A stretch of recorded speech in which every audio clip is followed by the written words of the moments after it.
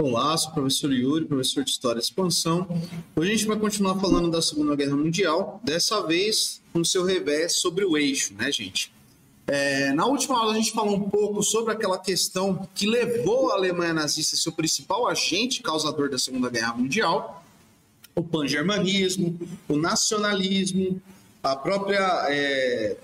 o belicismo, né? O próprio revanchismo que vai ter da Primeira Guerra Mundial.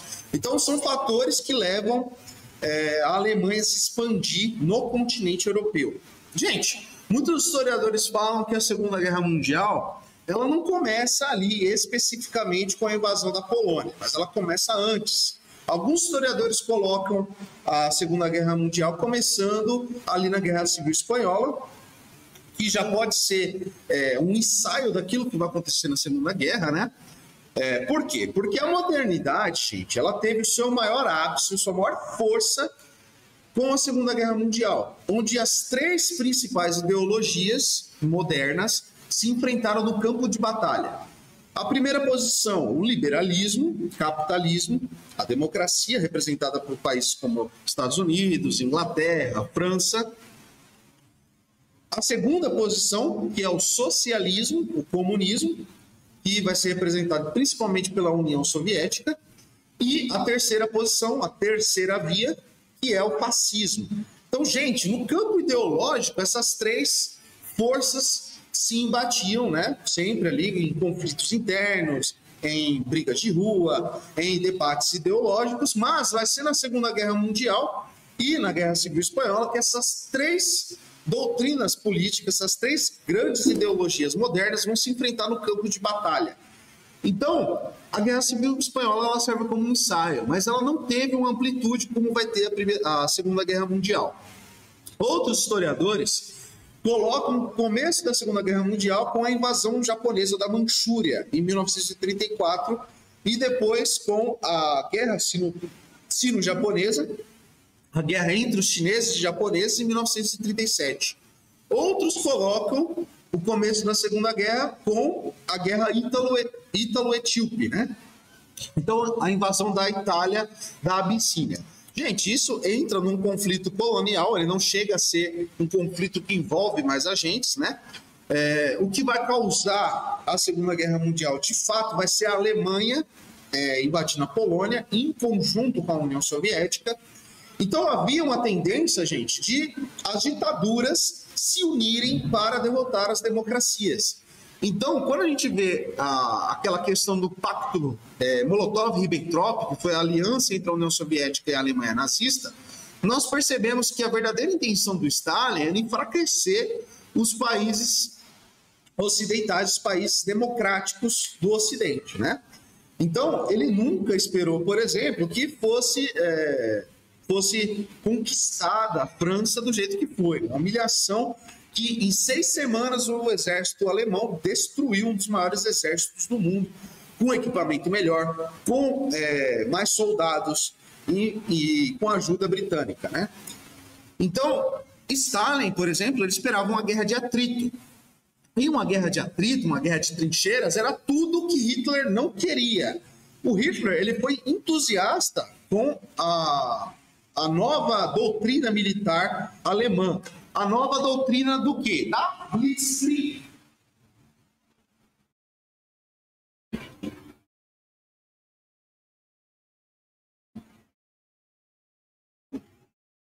O que é a Blitzkrieg, gente?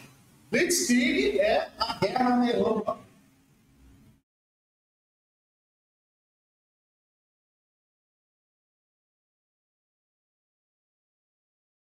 Então, gente, a guerra relâmpago era uma doutrina militar que dizia o seguinte: não importa matar o inimigo, não importa capturar territórios, né? O que importa é chegar na logística do inimigo. O que é a Blitzkrieg? A Blitzkrieg é uma junção de tanques de guerra, aviões, principalmente de mergulho, uma doutrina que é o seguinte, de não atacar o inimigo diretamente, atacar os pontos de logística, atacar os pontos de distribuição de medicamentos, alimentos, munição. Você fazer uma rendição dos soldados sem ter que enfrentá-los de fato. Você entrar no terreno inimigo em profundidade e a partir daí atacar a retaguarda do inimigo. Não atacar e ficar ali nas trincheiras como ocorria na Primeira Guerra Mundial. Então, pelo próprio fato do Hitler ter sofrido com essa experiência das trincheiras da Primeira Guerra, ele vai ser entusiasta dessa doutrina aqui militar. O principal general que vai propor essa doutrina vai ser o Heinz Guderian. O Guderian, ele era um soldado ali, general, que era entusiasta dessa coisa dos tanques de guerra, né? Então a mobilidade, gente, ela voltou no campo de batalha. Então a Alemanha, ela foi pioneira nessa questão de utilizar da surpresa, do ataque rápido, do ataque à logística ao inimigo, né? Então ela teve uma vantagem absurda ali na Segunda Guerra. Enquanto os exércitos vitoriosos da Primeira Guerra, eles permaneceram com a mesma doutrina bélica que tinham. Então, gente, essa vai ser a principal vantagem da Alemanha, né? Vai ser assim que eles vão derrotar a França, por exemplo. Então, gente, o que acontece? Essa vitória sobre a França era inesperada, né? Ninguém nunca esperou que a França, um dos maiores exércitos, um dos maiores países, com um dos maiores preparações ali do mundo, fosse derrotada daquele jeito. Não só derrotada, como humilhada, né? Então, olha só, gente. O Hitler, ele vai tanto humilhar a França que ele vai mandar pegar o trem, o vagão de trem que foi assinado o Tratado de Versalhes, o Tratado de Paz entre a Alemanha e a França. Ele vai mandar pegar do museu aquele trem, trazer para ser assinado a rendição da França. Então foi uma humilhação completa e inesperada. Ninguém esperava que a França fosse humilhada desse jeito, gente. Então o que acontece? Como eu falei para vocês, aquela questão do Lebensraum, aquela questão do espaço vital, era a principal motivação do expansionismo alemão. Então, o que acontece, gente? O cara que propôs essa coisa do Lebensraum, que era o Karl Haushofer, ele vai ser entusiasta também de uma aliança da Alemanha com a Grã-Bretanha. Então, o que acontece é que houve, por muito tempo, uma tentativa de se aliar os interesses britânicos com os interesses continentais alemães. Então, assim, gente, durante toda essa guerra de 1939 até 1940, houve uma tentativa de não atacar os exércitos britânicos, de não agredir por via marítima as ilhas da Grã-Bretanha, não afundar navios, por exemplo. Teve um comandante de submarino que afundou o navio da Grã-Bretanha e Hitler vai mandar prendê-lo no ato. Por quê? Porque não era viável fazer guerra com a Grã-Bretanha. Por quê? Havia uma noção entre os alemães de que os ingleses também eram alemães. Por quê? Porque, veja, os ingleses eles descendem dos anglo-saxões, que eram tribos que saíram da Germânia, da Alemanha, e invadiram as ilhas britânicas. Então, para os alemães, os ingleses eram alemães. Então, era possível racialmente dividir o mundo entre eles. Os ingleses da Grã-Bretanha com o domínio marítimo, com o domínio das colônias ultramar, e a Alemanha com o seu domínio continental, né? Abandonando essa questão do ultramar, das colônias, e abraçando o território do leste, né? Território que pertencia a quem? A Polônia, a Ucrânia, né? Os russos em geral. Então, gente, sempre houve uma tentativa de apaziguamento com os ingleses. O que vai mudar isso? Vai mudar o fato de que o comando da Grã-Bretanha, ele mudou. Então, o primeiro-ministro era o Henry Chamberlain, que vai mudar para o Churchill. Então, o que acontece, gente? Em 1940, 1941, né, vai acontecer um fato muito inusitado na história, né? Que é colocado como se fosse algo totalmente esporádico, sem sentido, como uma medida de desespero, mas que, na verdade, era, nas entrelinhas, era negociado uma possível aliança, uma possível paz entre a Grã-Bretanha e a Alemanha. Então, o principal mediador disso, gente, era o filho do Claus Hofer, que tinha vários contatos com nobres ingleses, né? Com políticos britânicos, e que queria fazer essa ponte, né? E acabar com a guerra no Ocidente e focar a guerra ali entre os eslavos, né? Então, o que acontece, gente? Vai ter o chamado voo secreto de Rudolf Hess. Rudolf Hess, ele era o vice de Adolf Hitler. Então, esse cara vai pegar um avião, vai viajar, atravessar as ilhas britânicas, chega até a Escócia e salta de paraquedas para tentar negociar com o Duque de Winston. Então, assim, gente, os britânicos, eles capturam Rudolf Hess e o Churchill não quer nem saber de nenhuma negociação com a Alemanha nazista. Então, esse voo que era para fazer uma aliança, né, para solidificar essa tentativa de aliança da Alemanha, ele vai ficar conhecido na história como uma tentativa fracassada e isolada do Rudolf Hess. Na verdade, para o Hitler não sair como um fraco, né, e o Churchill não sair como alguém que estava negociando com o inimigo, ambos negaram que algum dia houveram essas negociações e o Rudolf Hess ele foi colocado como maluco. Então, Hitler começa a menosprezar publicamente Rudolf Hess, falando que ele fez aquilo sozinho, e Churchill falou que não tinha nada de negociação nenhuma. Então, isso fica jogado para a história, essa tentativa de negociação entre as duas grandes potências ali da Europa, tá, pessoal? Então, vamos lá. Nos últimos meses de 1940 e nos primeiros de 1941, a Grã-Bretanha sofreu bombardeios constantes da aviação alemã, que atingiram suas maiores cidades. A Força Aérea Britânica, contudo, conseguiu derrotar os alemães e impedir a invasão do país.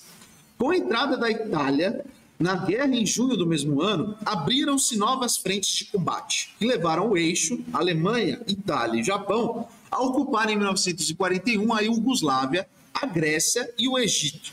Este último, a área de influência britânica, ia obter a aliança da Romênia, da Bulgária e da Hungria. Então, olha só, gente.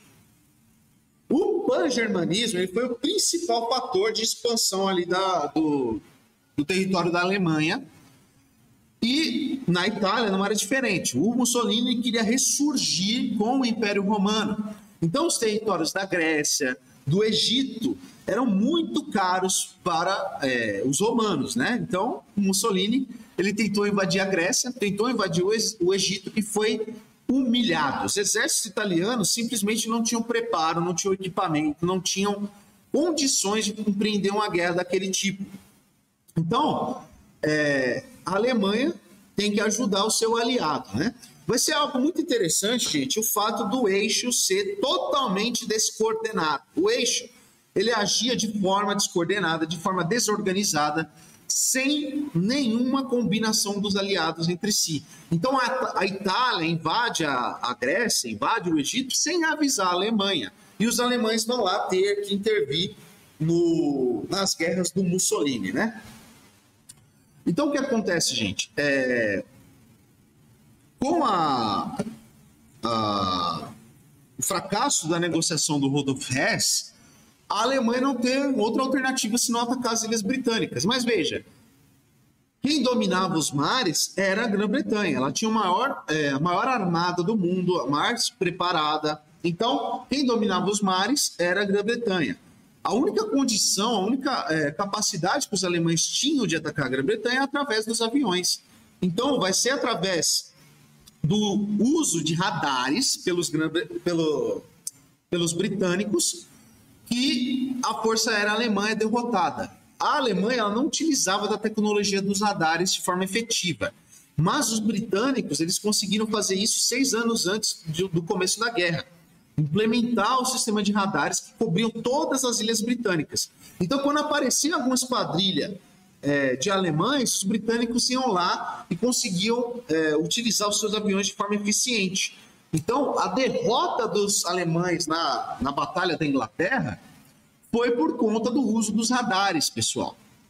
Então, depois que é fracassado essas negociações, o Hitler não tem alternativa e acaba sendo derrotado a Luftwaffe, que é a Força Aérea Alemã, é derrotada pela RAF, que é a Força Real de Aviação Britânica, tá? Então, gente, depois disso, Hitler foca na conquista de outros territórios no continente, né? Como foram nas guerras napoleônicas, o domínio do continente ele era incontestável. A maior força que havia ali para segurar os alemães estava do lado deles. Com o Pacto Ribbentrop-Molotov, a União Soviética estava mandando todos os recursos necessários para a Alemanha empreender a guerra. Então, a França já havia sido derrotada. Os Balcãs vão cair sob o domínio dos exércitos de Hitler, né? A Itália vai invadir a Grécia, vai fracassar, e os alemães têm que intervir nisso, acabam conquistando a Grécia, vai ser mandado o corpo Panzer do general Rommel para a África, para combater ali no Egito. Então, a guerra ela toma vários tipos de climas diferentes, né? De lugares diferentes, ela vai se ampliando de forma muito, muito maior do que antes, né? Então vai ter guerra no deserto do Saara, gente, ali com o corpo Panzer do Rommel, e vai ser conhecido como Raposa do Deserto. Então, todas essas operações, elas atrasaram os exércitos nazistas que visavam atacar a União Soviética, visavam adquirir aquele território do Lebensraum, aquele território do espaço vital alemão. Então, o que acontecia, gente?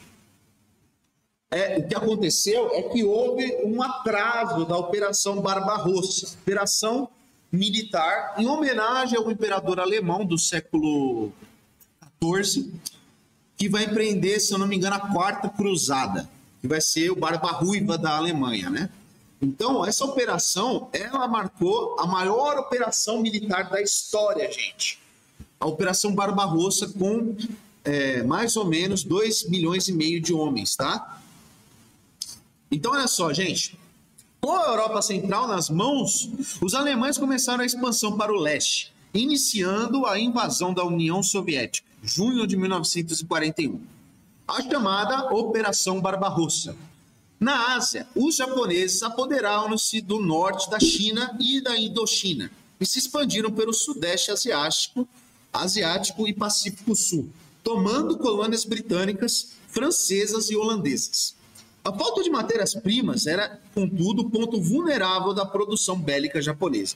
Então, gente, em 1941, marca a entrada dos dois maiores agentes ali da Segunda Guerra Mundial. Marca a entrada da União Soviética, que tinha o maior espaço territorial do mundo, o maior exército do mundo, e os Estados Unidos, com a maior produção industrial do planeta. Então, gente, os nazistas, eles invadem a União Soviética com uma crença de que, por conta do expurgo que o Stalin fez com o Exército Vermelho, o Exército Vermelho estaria totalmente despreparado para enfrentar as forças alemãs, já combalidas, já totalmente preparadas ali pelo combate no Ocidente, né?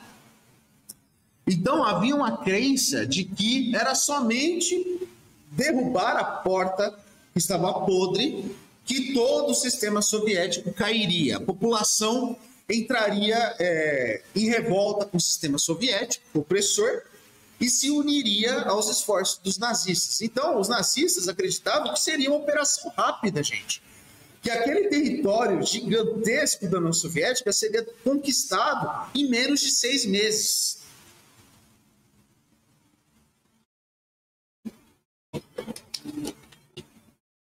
E esse fator não levava em consideração o quê? Não levava em consideração a própria união do povo russo. Gente, quando tem um invasor, o povo se une, não importa qual governo esteja representando.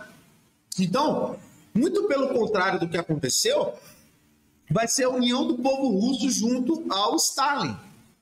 Então, com as atrocidades que foram cometidas, né, além do ataque, a população russa vai se unir junto ao seu governo e vai dar uma força, uma estabilidade política muito grande para o regime soviético. Então, gente, eles simplesmente uniram o povo russo contra eles. Outra coisa que vai acontecer vai ser o quê? O ataque a Pearl Harbor. O ataque a Pearl Harbor, gente, foi a maior burrada militar da história. Por quê?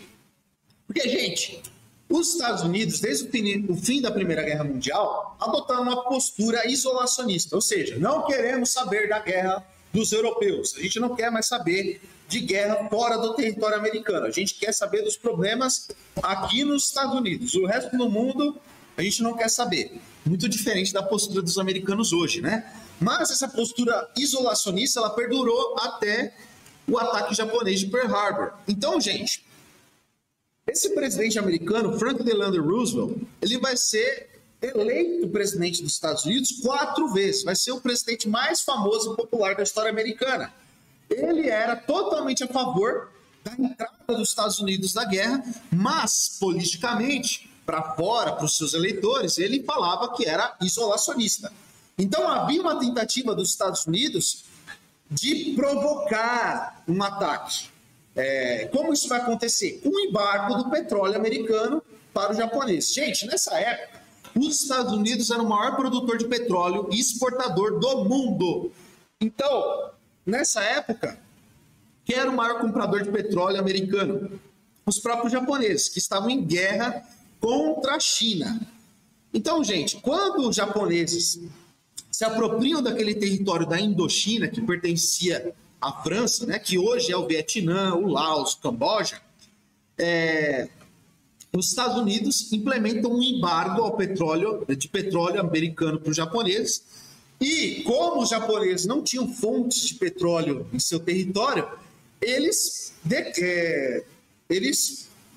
consideraram esse embargo como uma declaração de guerra.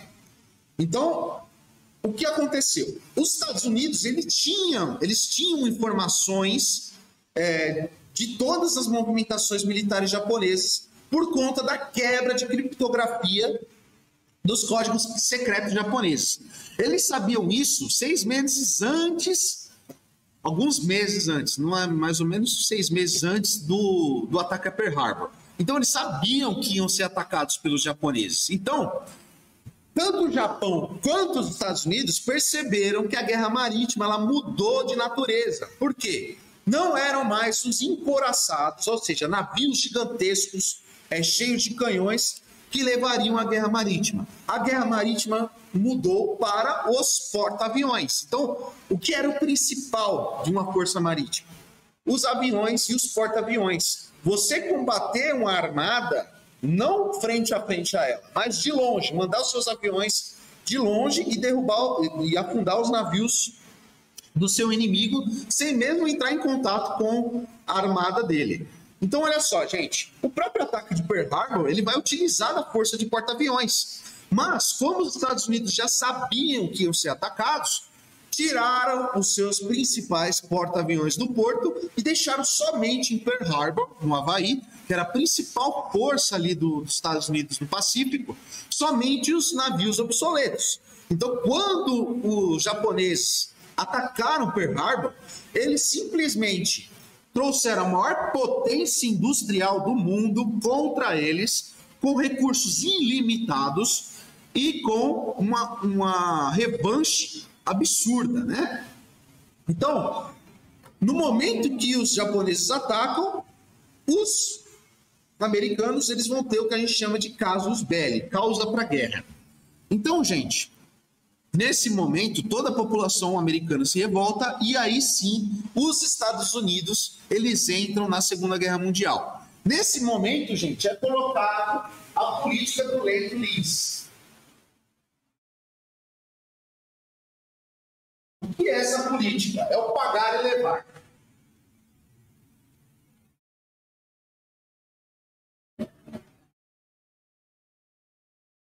Essa política, ela simplesmente inundou todos os países que estavam lutando contra o eixo de equipamento militar. Então, veja, gente, os alemães, eles trouxeram à União Soviética o maior exército do mundo para a Segunda Guerra.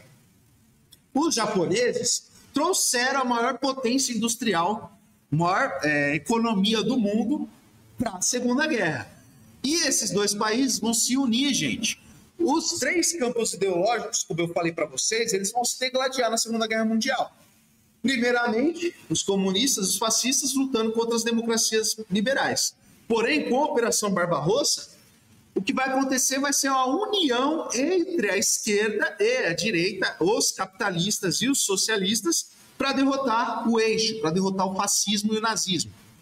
Então, gente, os Estados Unidos vai implementar essa política de empréstimo. Ele vai simplesmente dar equipamento militar para os exércitos soviéticos, para o Exército Vermelho.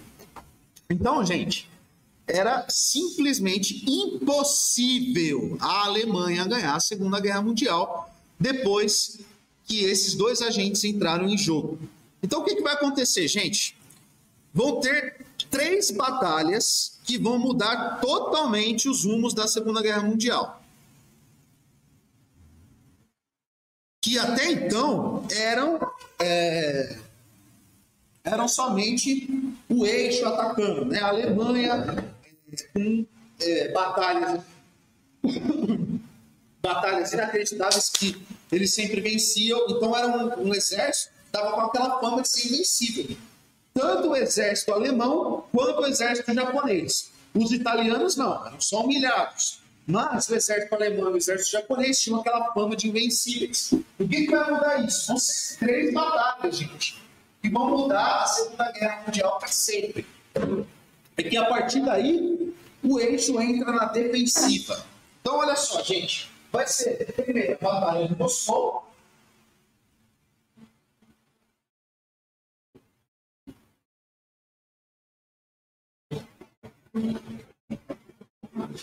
Que vai impedir os nazistas de se apoderar da capital política da União Soviética. Então, os exércitos de Zhukov, eles conseguem impedir o avanço dos exércitos do Grupo Central de Exércitos de Guderian. Vai ser a maior batalha de tanques na história, vai ser a Batalha de Moscou. Vai ser a Batalha de Midway.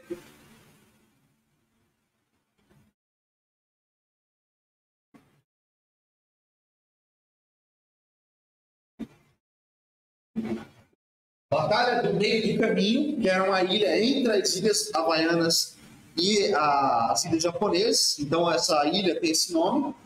Os americanos, por conhecerem os códigos japoneses, conseguiram mandar uma frota, uma força-tarefa de porta-aviões para interceptar o ataque japonês. Então, gente, essa batalha, a Batalha de Midway, ela vai mudar os rumos da Guerra do Pacífico. Então, depois dessa batalha, a maior batalha de porta-aviões da história, os Estados Unidos vai colocar o Japão na defensiva. E a partir daí vai ser só ataque americano, tá? E outra batalha, gente, vai ser a maior batalha da história humana, que vai ser a Batalha de Stalingrado.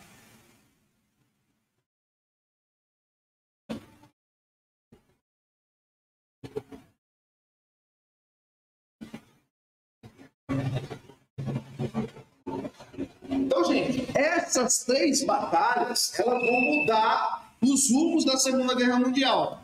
Depois dessas batalhas, o eixo vai entrar na defensiva e não vai conseguir ter mais a capacidade de ofensiva. Ele perdeu o gás. Então, olha só, gente, vai ser muito importante entender isso aqui, essa mudança de rumos do campo de batalha. Por quê? Porque isso vai influenciar diretamente a questão do Holocausto. Então, veja, antes da derrota, né, dos exércitos fascistas nazistas, o eixo, os nazistas, né, eles vão ter um acordo com os sionistas. Mas, professor, sionista não é judeu? Sim. O que vai acontecer? Gente, antes dessas derrotas, vai vigorar o Tratado de Aba. O que é esse tratado? Esse tratado, gente, é um combinado dos nazistas com os sionistas para a transferência de judeus que moravam na Alemanha, nos territórios conquistados pela Alemanha, para a região da Palestina. Então, gente, esse acordo existiu, um acordo entre os sionistas e os nazistas. O principal agente desse acordo vai ser o Adolf Eichmann, que vai ficar famoso por aquele livro da Hannah Arendt, que vai ser o Eichmann em Jerusalém, e ele vai ser um burocrata que vai negociar com as lideranças sionistas para a transferência de judeus para esse território, o território da Palestina. Outro muito importante vai ser o Reinhard Heydrich. Então, o que acontece, gente? O Heydrich, ele se declarava o seguinte: como nacional-socialista, sou sionista. Então, ele acreditava que era possível tirar a população judaica da Europa, né? Se livrar dessa população e mandá-los para a Palestina, para Madagascar, para territórios longe ali do domínio alemão. Então, o que vai acontecer, gente? Depois dessas batalhas, depois dessa derrota do Eixo e do assassinato de Reinhard Heydrich, vai acontecer o quê? Esse Heydrich, gente, ele é famoso açougueiro de Praga. Então, o cara era o terror. E esse cara vai ser assassinado pelo Serviço Secreto Britânico e, em consequência disso, se adota o que a gente chama de solução final. Que vai ser o quê? Já que a Alemanha não ganha mais a guerra, já que a gente já sabe que perdemos no campo militar, a gente vai fazer o maior esforço possível para exterminar a raça judaica do território alemão. Então, gente, é intrinsecamente ligado essa questão do campo de batalha com a questão da solução final. Então, antes havia uma alternativa, né, com o Tratado de Avara, mas depois dessas derrotas, os alemães não iam ter condições de ganhar a guerra. Então, eles simplesmente optam pelo extermínio sistemático dos judeus. Gente,